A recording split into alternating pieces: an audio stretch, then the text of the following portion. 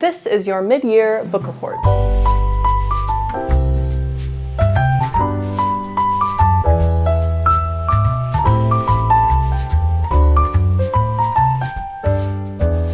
I previously did a Q1 reading check-in over on my book talk, and I figure why not do a little more in-depth mid-year reading check-in now that we are almost 7 months of the way through the year. I wanted to take a quick look at the data and do a quick breakdown of what I've been reading. But first I would share how I've been tracking my reading because that's something that I am particularly nosy about. I love to know how other people are keeping track of the books they read, if at all. First things first, I do have a book journal that I have been attempting to use. I'm still trying to figure out the perfect amount of book journaling that gets me excited to actually pick it up and use it. I love the creativity of journaling and I love having physical books to look back on of cataloging my life. I'm not kidding. I seriously love making journals. If you want a walkthrough of my junk journal or my book journal, let me know. These are some of my favorite cozy hobbies to engage with while I'm listening to audiobooks or just sitting down to unwind at the end of the day. Look how unreasonably chunky this junk journal has gotten. I have been trying to keep it fun and engaging so that I want to keep logging my books in it,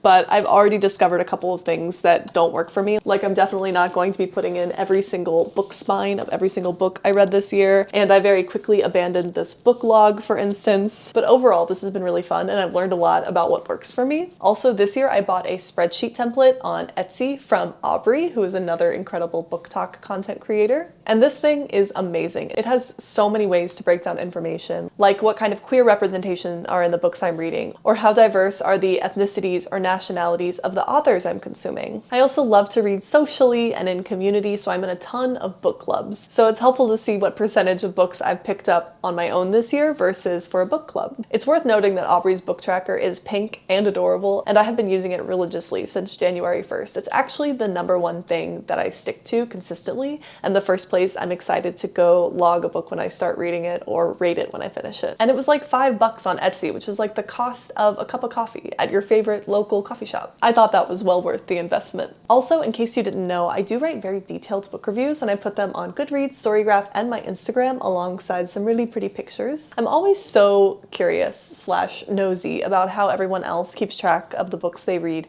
so definitely let me know in the comments if you track, and if you do, what works for you. So let's get into the actual data, shall we? I have a goal to read 120 books in 2024. We are in the second half of July, and so far I have read 72 books so far towards that goal. So I definitely had a lot more momentum in Q1 than Q2, but so far we're looking good, we're on track. Apparently it takes me an average of 4.4 days to read a book, and the average length of book that I pick up is 352 pages long. My average star rating for books in 2024 right now is 4.1. Now I can infer a couple of things from this KPI. I know this about myself. I tend to rate books pretty highly. I think part of this is that I know my taste and I do pick up books that I'm probably going to enjoy and therefore rate higher. Secondly, at my core, I am not a hater. I generally tend to like things and to give them grace. And unless there is something that really irritates me, really irks me, gives me the ick, or is straight up problematic,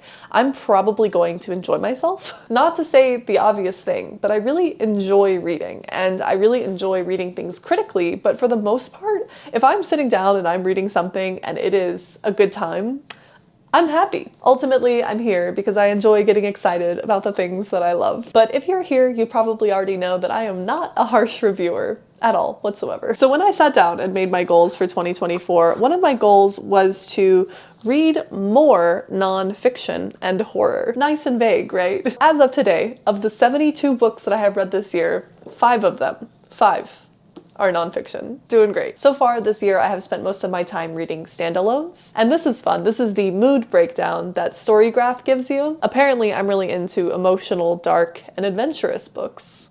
Who knew? According to the gender breakdown of the authors that I've been reading this year, I have been skewing towards misandry, which is not really surprising to me. I would not have realized this if it weren't for the spreadsheet, but in February and April, I read 0 books written by male authors. This is how many new to me authors I have read this year, or authors that I've never read anything from previously. Pretty consistently, I apparently prefer medium-paced books and medium-length books the best. The genre breakdown is very interesting. In the spreadsheet, this is how I've assigned find the genres based on what I think they are, versus Storygraph, which is interesting because they will take one book and classify it in multiple genres that apply. And this is their breakdown. I think this is really interesting because I think this might be the first time in my life that the most read genre for the year for me has been romance. And by a pretty big margin too. I've always considered myself a fantasy sci-fi reader first, so I'm having a tiny bit of an identity crisis. It's fine. I do think I do the bulk of my fantasy reading and reading in general in the fall and winter, so I'm curious to see if the data aligns with that hypothesis. Do you remember how I said I give out my star reviews like they're Halloween candy? Well, of the 72 books that I read this year, I have given out 28 perfect 5-star ratings.